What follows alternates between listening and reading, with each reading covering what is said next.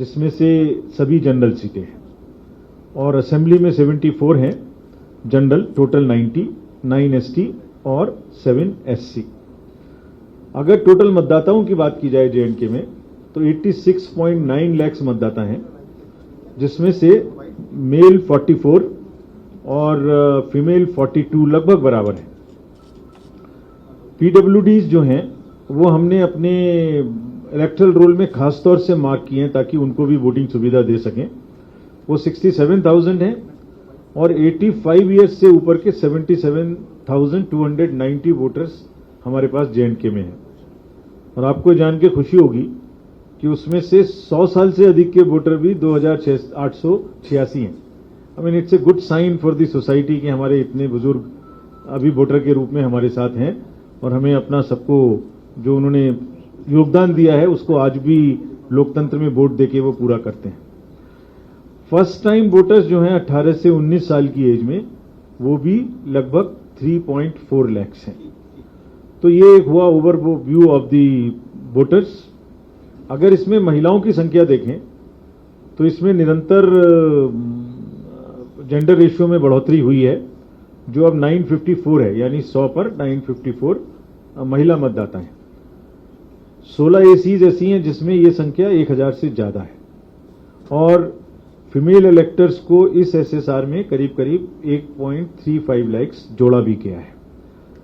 Friends, हमारा एक बहुत बड़ा रोल फोकस इस बार के इलेक्शन में है कि युवा मतदाताओं को हम अपने साथ में खास तौर से जोड़ें, यानी उनको रजिस्टर भी करें वोटर्स में और उनको मतदान पे लाने के लिए भी किसी तरह से प्रेरित कर सकें।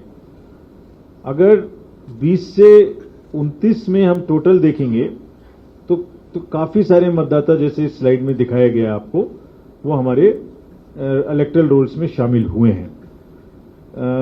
नेक्स्ट में अगर हम आपको बताएं तो जो ओवरव्यू ऑफ पोलिंग स्टेशन है, अभी तक मैंने आपको इलेक्टरल रोल के बारे में बताया। अब पोलिंग स्टेशन जो है वो टोटल 11,629 होंगे, जिसमें एवरेज संख्या 747 होगी। हालांकि 1500 तक हो सकते हैं मैक्सिमम, बट इनमें संख्या 747 एवरेज है। ज्यादातर रूरल हैं। 50% से ऊपर पोलिंग स्टेशंस पर हम वेबकास्टिंग करेंगे, जो भी सेंसिटिव हैं उन पर। और बहुत सारे बूथ, जैसा करीब करीब 80 के ज्यादा, वो आपको महिलाओं के द्वारा एक्सक्लूसिव या पर्सन्स विद डिसेबिलिटी के एम्प्लॉइज के द्वारा ही चलाए जाएंगे। मतलब ये एक माध्यम है हमारा बताने का कि महिलाएं पूरा सेंटर चलाएंगी, और उसमें जहां तक है पुलिस फोर्स भी महिला रखेंगे, और इसी तरह से पर्सन्स विद डिसेबिलिटीज को भी हम बूथ चलाने के लिए आमंत्रित, मतलब हम उनकी व्यवस्था करेंगे। सभी पोलिंग स्टेशंस पर मिनिमम फैसिलिटीज अवेलेबल होंगी। वो क्या क्या है? पीने का पानी, टॉयलेट, पीडब्ल्यूडीज के लिए रैंप, वॉलंटियर्स उनके लिए चेयर्स, लाइट, सब चीजों की व्यवस्था पोलिंग स्टेशन पे होगी। हमारा एफर्ट है, हमने सबको डायरेक्शंस दिए हैं कि उनको इतना अच्छा बनाएं कि जो त्योहार का सा माहौल बनता है उसमें लोग आएं, सुविधा के साथ अपना वोट दे सकें। ओल्ड एज के जो हमारे बुजुर्ग मतदाता हैं, जो 85 ईयर्स से ऊपर के हैं, उनको, और जो पर्सन्स विद डिसेबिलिटीज हैं, एक एडिशनल सुविधा दी जा रही है जो यहां पहली बार मिलेगी, क्योंकि इलेक्शंस हो रहे हैं पहली बार। उसके बाद उनको घर से भी वोट देने की सुविधा है। जब नॉमिनेशन से पहले हम उन्हें फॉर्म डिस्ट्रीब्यूट करेंगे घर घर जाकर, और जो भी लोग ये चाहेंगे कि उनके घर से वोट लिया जाए, वहां एक टीम जाएगी, एक वोट लेने के लिए टीम जाएगी, जिसके साथ पॉलिटिकल पार्टी के जो कैंडिडेट हैं वो भी जा सकते हैं।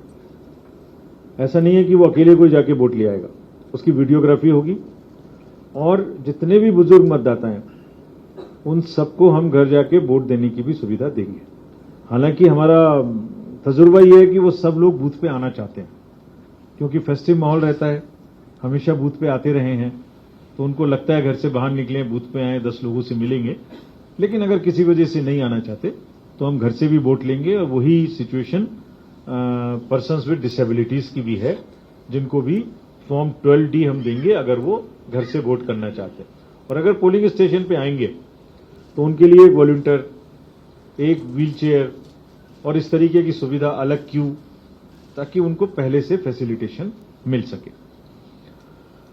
टेक्नोलॉजी का बहुत बड़े तरीके से उपयोग किया जाएगा इस पूरे इलेक्शन में। एक 3 वर्टिकल में अगर मैं आपको बताऊं, एक वोटर्स और एक कैंडिडेट्स और एक मैनेजमेंट। तो वोटर्स को वोटर हेल्पलाइन पे सभी चीजें देखने की सुविधा है। उनका बूथ कहां पर है, उनका अगर कार्ड को उन्हें डाउनलोड करना है, अगर उनका नंबर लिखा हुआ है वोटर कार्ड में, बीएलओ कौन है, कोई भी चीज वोटर को अपने से जाननी है तो वो यहां जान सकते हैं। इसी तरीके से कैंडिडेट को, ये जवाब मैं उनको दे रहा हूं जिन्होंने मुझसे पॉलिटिकल पार्टी ने प्रश्न किया था लेवल प्लेइंग फील्ड का। अब इस सुविधा पोर्टल को माध्यम से जो भी पहले अप्लाई करेगा किसी सुविधा को, उसको पहले मिलेगी। यानी पार्टी ए ने अगर कहा कि मुझे कल 11 बजे ग्राउंड चाहिए, तो वो ऑटोमेटिक इस पोर्टल में टाइम स्टैंपिंग हो जाएगी। उन्होंने आज 10 बजे अप्लाई किया था, तो दूसरा व्यक्ति अगर 10:20 पे अप्लाई करता है सेम सिचुएशन के लिए, तो जिसने पहले किया था उसको मिलेगी, यानी फर्स्ट इन फर्स्ट आउट। तो ये जो डिस्क्रिशन है फील्ड अलॉट करने का ऑफिसर्स का, उसको ऑलमोस्ट खत्म कर देंगे। यानी आप जो पहले मांगेगा उसको पहले मिलेगी।